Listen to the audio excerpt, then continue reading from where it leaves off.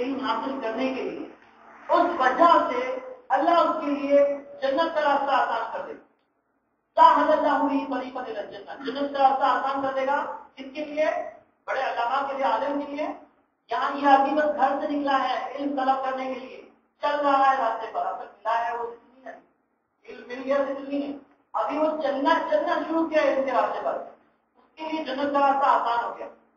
آپ کو پتا ہے جنت کا راستہ صراط المستقیم، صراط المستقیم ہے، بہت سارے لوگوں کے لیے مشکل ہے۔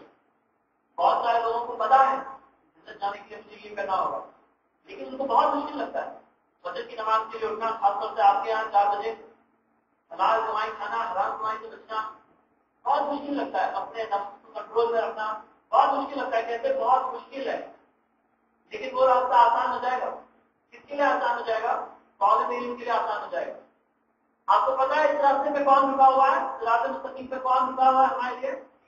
اللہ قرآن میں کہتا ہے سورہ اعراف میں 16 کہ ابلیس نے قسم کھائی تھی لا تضل لهم على صراط المستقیم، میں تیرے صراط مستقیم پہ اس کا انتظار کروں گا۔ آدم اور اس کی اولاد کا کہاں انتظار کرے گا؟ صراط مستقیم پہ انتظار کرے گا، لیکن وہ راستہ چلنا آسان ہو جائے گا۔ اس کے لیے آسان ہو جائے گا طالب علم کے لیے۔ میں آپ سب کو ابھاروں گا کہ ہم سب طالب علم بن جائیں، علم طلب کرنے والے بن جائیں۔ کب تک؟ بڑھتے دم تک۔ ہم دیکھتے ہیں کہ بڑے بڑے علماء، بڑے بڑے اسکالر، آپ دیکھیے امام خطیب بغدادی، انہوں نے بڑی کتاب لکھی تاریخ البغداد، ان کا جب انتقال ہوا اسی سال میں پائے گئے ایک کتاب مجھے سینے پہ تھی، پڑھتے پڑھتے مر گئے۔ تو طالب علم بن کر ہمیں مرتے دم تک طالب علم بننا، کیوں؟ کیونکہ مرتے دم تک ہم چاہتے ہیں کہ ہمارے لیے سیدھا راستہ صراط مستقیم آسان ہو جائے۔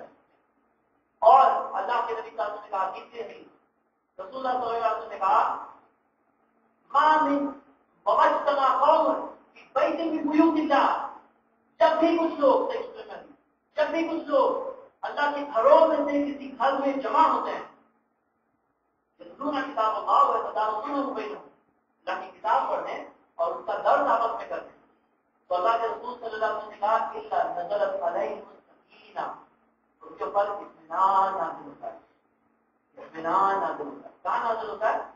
جو علم حاصل کرنے کے لیے جمع ہوتے ہیں نا لوگ، وہ یہاں ملتا ہے۔ کیا کیا کر رہے ہیں نا لوگ فون کے لیے آ کر ٹرانکلائزر دوائیں کھاتے ہیں، یہ کی کوئی کھانا نہیں سنا پڑتا ہے، اور شیطان نے بھی ان کو لگا دیا ہاتھ دوڑ میں، بڑے بڑے ایسے گھر میں پہنچ جاؤ، یہ ایسا گھر ہو، ایسا کنڈیشن ہو، پھر سکون ملے گا۔ سکون ملتا ہے علم طلب کرنے کے راستے پر، سکون ملتا ہے۔ الا نزلت علیہم السکینہ وغشیتہم الرحمہ، اللہ کی رحمت ان کو ڈھانپ لیتی ہے۔ وحفتہم الملائکہ، فرشتے گھیر لیتے ہیں۔ کسے گھیر لیتے ہیں؟ طالب علم کو، جس پر طالب علم جمع ہوئے ہیں علم طلب کرنے کے لیے، ان لوگوں کو فرشتے گھیر لیتے ہیں۔ جیسا آپ دیکھیں، اگر بمبئی کی بات بتاؤں گا، جاننا ہے کہ اگر کوئی برا شخص فلسطین وغیرہ کی انتظار ہے تو پبلک گھیر کے کھڑے رہتی ہے، کون آیا ہے؟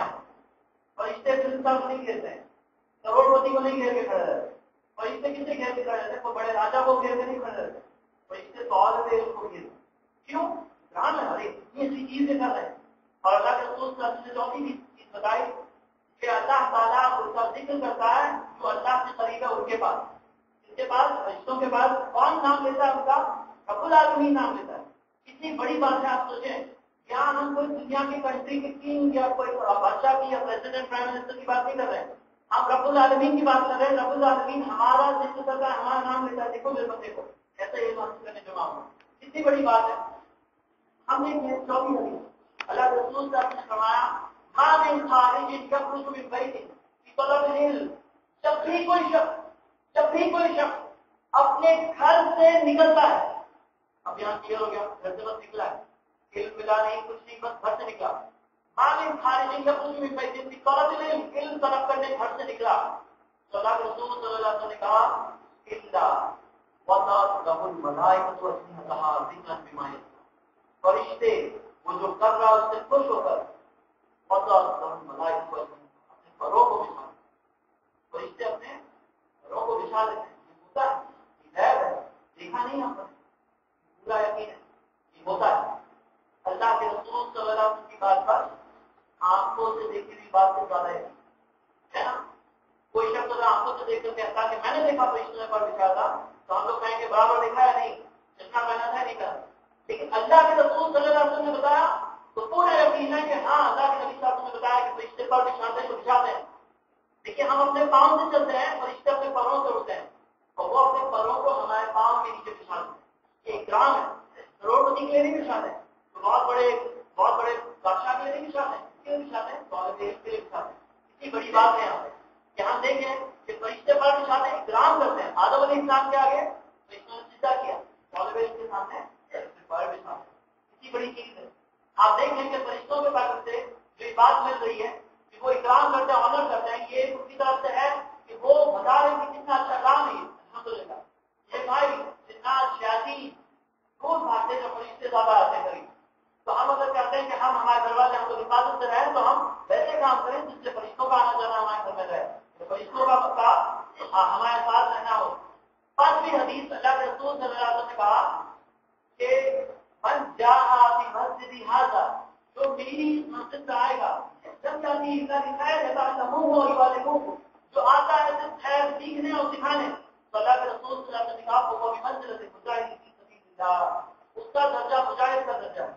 علمی جہاد ایک بہت اہم جہاد ہے, کیونکہ جب علمی طور پر سامنے والا کنوینس ہو گیا تو وہاں ایک آدمی کم ہو گیا اور یہاں ایک آدمی بڑھ گیا.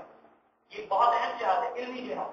تو ہم یہ سمجھیں کہ علم حاصل کرنا یہ ایسا اہم کام ہے. ہم نے 5 چیزیں دیکھی کہ ہم میں سے ایک کے ساتھ ہو سکتا ہے اگر ہم اچھے طالب علم بن جائیں صرف اللہ کے لیے, کسی اور کا دیکھتے نہیں, کیا ہوگا؟